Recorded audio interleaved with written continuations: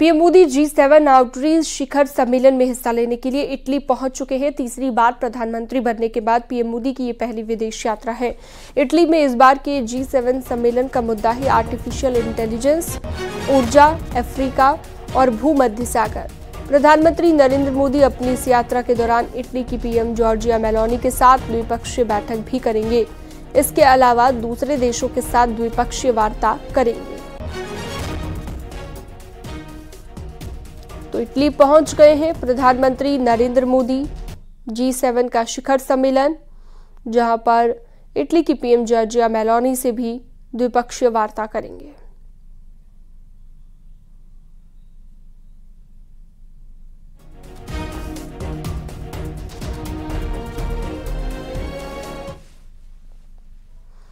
अग्निवीर योजना से जुड़ी बहुत बड़ी खबर है। लोकसभा चुनाव में सबसे चर्चित मुद्दों में एक अग्निवीर योजना पर बहुत जल्द बड़ी खबर आने वाली है। दावा किया जा रहा है कि अग्निवीर योजना में बड़े बदलाव की तैयारी हो रही है। मोदी सरकार इस योजना का रिव्यू कर सकती है।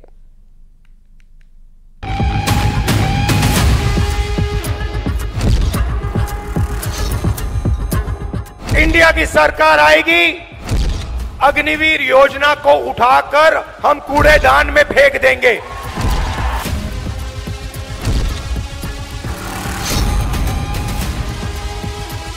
और मैं समझता हूं कि इलेक्शन का प्रभाव भी पड़ा है अग्निवीर पे, खासतौर में उत्तर प्रदेश और बाकी जगह में।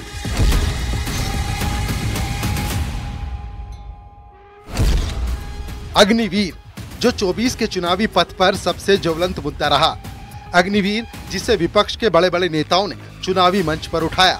अब उस अग्निवीर योजना में बदलाव की सुगबुगाहट शुरू हो चुकी है, क्योंकि इस मुद्दे का असर सियासी घमासान से लेकर चुनावी परिणाम तक में देखने को मिला।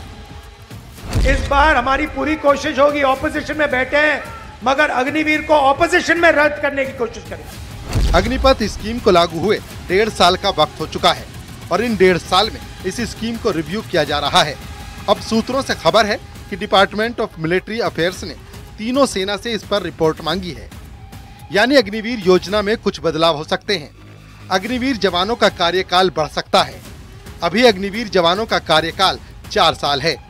25% रिटेंशन की स्कीम में बदलाव हो सकता है। सेना इस बात पर चर्चा कर रही है कि अग्निवीरों के लिए ट्रेनिंग पीरियड को आम सैनिकों के लिए निर्धारित ट्रेनिंग की तरह ही किया जाए, जबकि उनके सर्विस टाइम को बढ़ाकर 4 के बजाय 7 वर्ष किया जाए, जिससे उन्हें ग्रेचुइटी और पूर्व सैनिक होने का दर्जा दिया जा सके।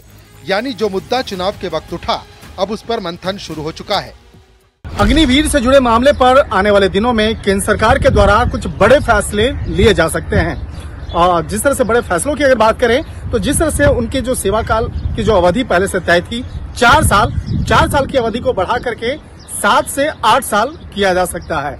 राहुल ही नहीं, सपा प्रमुख अखिलेश यादव भी इस योजना के विरोध में रहे हैं। अखिलेश के मुताबिक ये योजना अस्वीकार्य है। अग्निवीर योजना को युवा कभी स्वीकार नहीं कर सकते।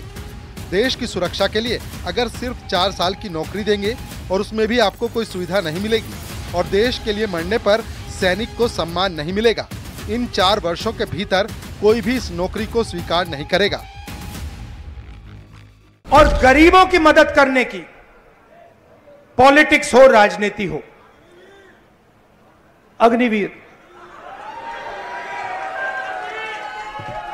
अब भैया मैं आपको बता रहा हूं, अब हमारे पास पार्लियामेंट हाउस में सेना बैठी हुई है।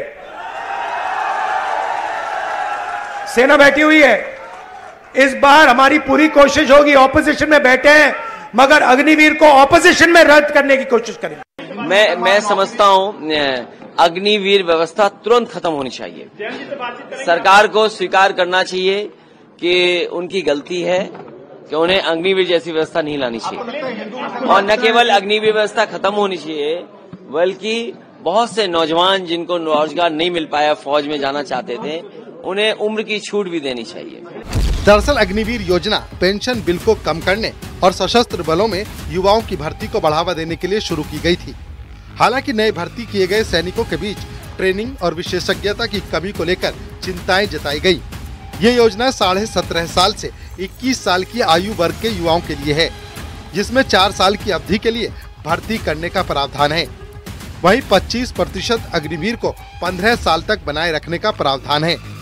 योजना के मुताबिक 75% अग्निवीर जो 4 साल में रिटायर होंगे उन्हें 12 लाख रुपए एक मुश्त दिया जाएगा। अब खबरें हैं कि सशस्त्र बल सैन्य भर्ती के लिए अग्निपथ योजना में संभावित बदलावों पर चर्चा कर रहे हैं। इसमें बदलावों के लिए मुख्य पहलू 25% रिटेन करना और ट्रेनिंग पीरियड वाले मुद्दे हैं, जिनको लेकर अंदर खाने चर्चा शुरू हो गई है। Bureau report, news 18।